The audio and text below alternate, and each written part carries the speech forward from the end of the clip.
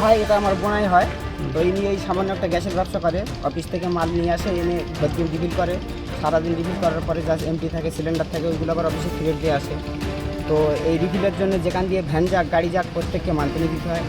আবার এইখানে এসে পুলিশ এসে আবার মাসে মাসে মান্থলি নিয়ে যাচ্ছে। তারপরেও কালকে পুলিশ এলো, এসে বেশ কিছু টাকা নিয়ে গেল।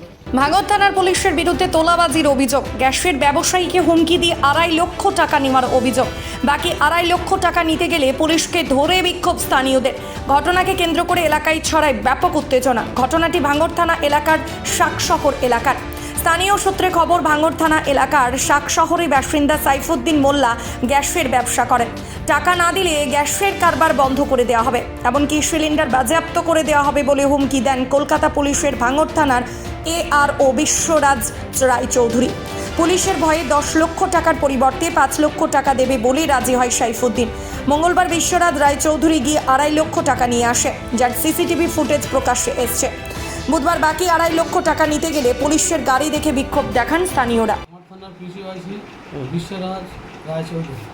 আচ্ছা, তিনি কখন এসেছিলেন? কখন? ওই 12টার দিকে এসেছি, বেলা 12টা। এসে কি বলেছেন? এসে বলেছে তোর ঘরে তালা খোল, তালা খুলে গোডাউনের মধ্যে দেখে বেআইনি সিলিন্ডার রাখা আছে, এই সিলিন্ডারগুলো সব শেষ করবে। কে টাকা আছে?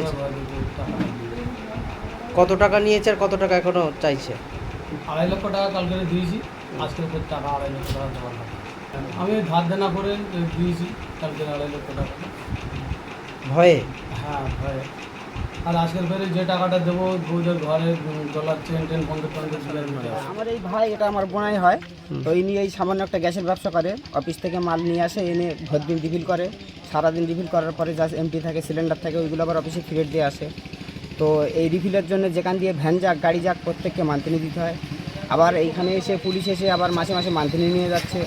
তারপরেও কালকে পুলিশ এলো, এসে বেশ কিছু টাকা নিয়ে গেল।